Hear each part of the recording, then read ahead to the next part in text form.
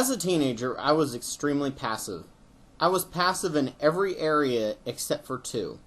One was in science and being right, and two was in talking about how great my God was. I completely followed God and looked at science as a true way to show proof of God's existence, as I had been told by my church and my parents. In an intellectual or religious discussion, I was a know-it-all. In a normal conversation that used small talk, I was shy, quiet, and awkward. I blindly followed the Bible to the letter, believing that he would direct my path. One of the things the Bible seriously fails to mention is what to do if you have no social skills because you were homeschooled because your parents wanted to protect you from the evil influences of the world. Something that's common in second-generation Christians is that first-generation Christians were taught to live using their secular mental constructs. Then they end up never teaching these mental constructs to their children because now they have the Bible.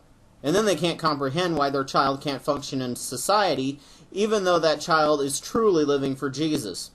I followed God like a daddy, who would take care of me and decide everything for me. I had no will of my own, only to please him and his greatness. This is the sort of thing you see in a dom-sub relationship, which is at least between two people, and the dom must actually hold up his or her end of the deal and provide. Humans are social creatures. A British study showed that everyone needs at least one hug a day for good mental stability. In late high school and pre-Navy college, I would go for months without so much as a handshake. No one could relate to me, and I was so preachy and negative because of all the horrors, evil, suffering, and knowledge that people around me were going to burn in hell, and my fellow Christians would rather hang out in youth groups and go on fun trips. No sense of urgency and no connection to them at all. I was utterly alone. I was passive about life and just waiting for God to lead me.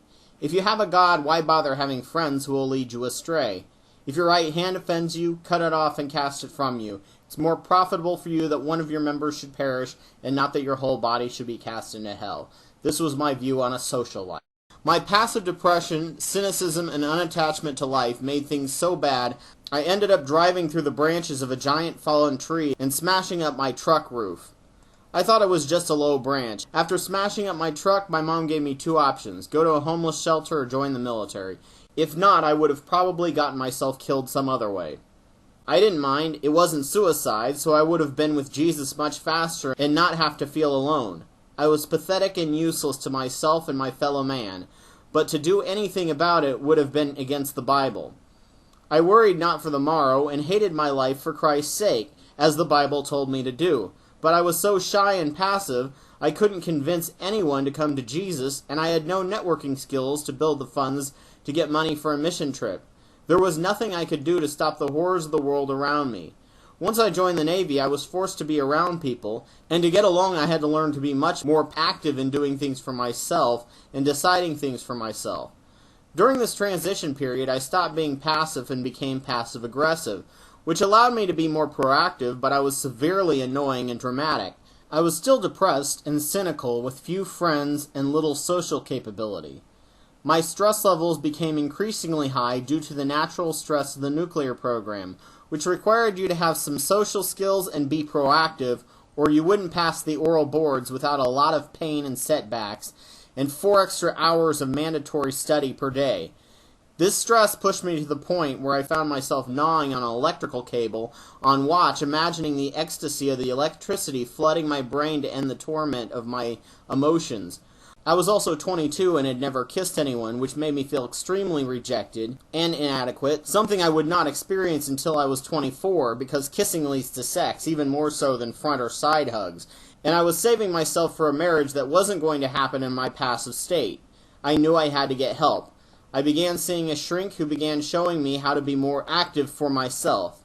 At this point, I was so worn down and cynical by the world and the starvation for human affection and interaction, I figured I'd try anything, even if it meant taking some authority for myself from my all-loving, all-controlling Father in heaven. As I got better and better at taking care of myself and deciding things for myself, my social skills went up slowly, as did my ability to handle money, and my dependence and need to turn to God in prayer for everything began to decrease. Which is why by the time I filled in all the gaps in my doubts about God and whether hell was real, it was nothing. I easily took the next step of dropping my useless God who had never done anything for me except bring me isolation and misery. Authority is something idealized by Christians, especially pastors and parents. Children either rebel or become like I was, a docile, empty sheep, incapable of taking care of themselves. Many people I knew from church still claim religion, and still take it just as seriously as they did in high school, as a social thing and a way to judge others with no sense of urgency about hell. But to actually follow the Bible, you have to blindly follow, and have no thoughts for yourself and no desire for anything. People like authority. Authority and passiveness are highly addicting for many. It is a form of golden age syndrome where their childhood was a lot better because it was simpler and they didn't have to think about complicated things in the world or see how badly it actually was. So they can judge if they don't like something someone does. They like to have the illusion of eternal divine justice instead of the work required to make sure real justice happens. They like not having to grow up and take responsibility for their own actions.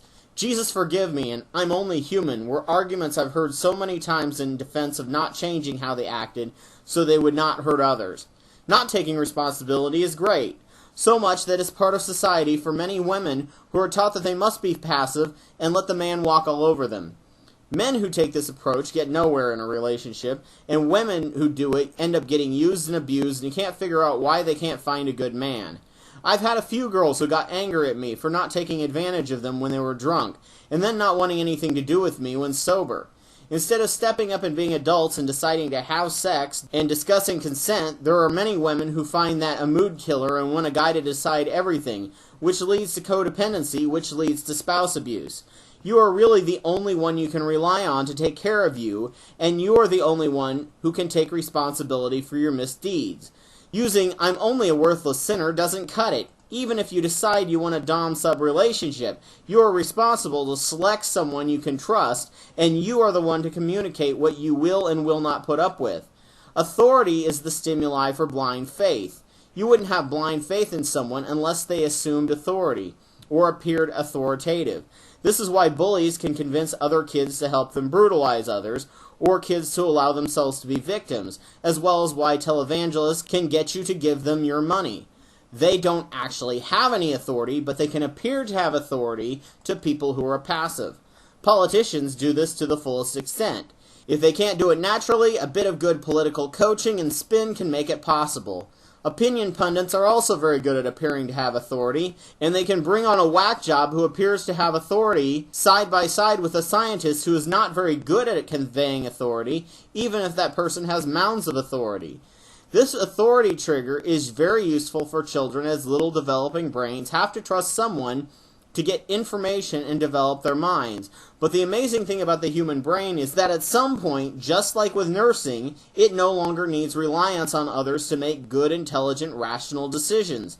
People who blindly believe in the Bible still want to mentally suck on this pacifier called the Holy Book, and the breasts of their God who will take care of them. Until we can all take responsibility for our own actions and decide using our logic and scientific research what is good and what is harmful to others, we will continually live in a world where people fight and die over "my dad can beat up your dad."